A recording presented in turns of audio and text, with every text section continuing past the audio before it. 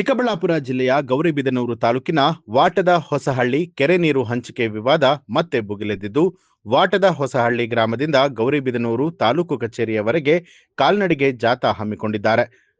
ಕೆರೆ ಅಚ್ಚುಕಟ್ಟು ಪ್ರದೇಶದ ರೈತರು ಬೃಹತ್ ಕಾಲ್ನಡಿಗೆ ಜಾಥಾಗೆ ಚಾಲನೆಯನ್ನ ಕೊಟ್ಟಿದ್ದು, ಸುಮಾರು 25 ಕಿಲೋಮೀಟರ್ ದೂರದ ಪಾದಯಾತ್ರೆ 5,000ಕ್ಕೂ ಹೆಚ್ಚು ರೈತರು ಇದರಲ್ಲಿ ಭಾಗಿಯಾಗಿದ್ರು. ಈ ಕುರಿತು ಸುದ್ದಿಗಾರರೊಂದಿಗೆ ಮಾತನಾಡಿದಂಥ ವಾಟದ ಹೊಸಹಳ್ಳಿ ಕೆರೆ ಅಚ್ಚುಕಟ್ಟುದಾರರ ಸಂಘದ ಅಧ್ಯಕ್ಷರಾದ ಮಾಲಪ್ಪ, ರೈತರ ತೀವ್ರ ವಿರೋಧದ ನಡುವೆಯೂ ಕೂಡ ವಾಟದ ಹೊಸಹಳ್ಳಿ ಕೆರೆ ನೀರನ್ನ ಗೌರಿಬಿದನೂರು ನಗರಕ್ಕೆ ಕೊಂಡೊಯ್ಯೋದಕ್ಕೆ ಶಂಕುಸ್ಥಾಪನೆ ನೆರವೇರಿಸುವ ಮೂಲಕ ಶಾಸಕರಾದ ಪುಟ್ಟಸ್ವಾಮಿಗೌಡ ಅವರು ಉದ್ದಟತನವನ್ನ ತೋರಿದ್ದಾರೆ.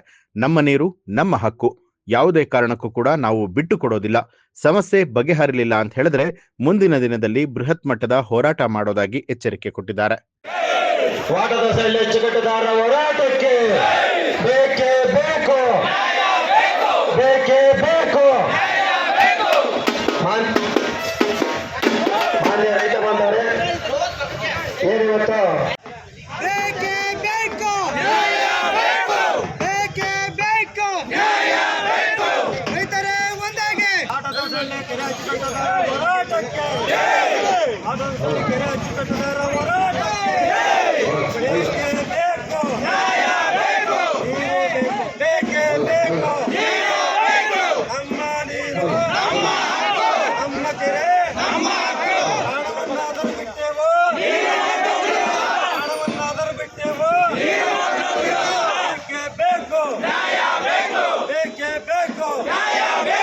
ಯಾತಕ್ಕಾಗಿ ಹೋರಾಟ, ಎಲ್ಲಿವರೆಗೂ ಹೋರಾಟ,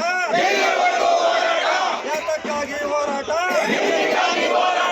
ಬೇಕೇ ಬೇಕು, ಬೇಕೇ ಬೇಕು.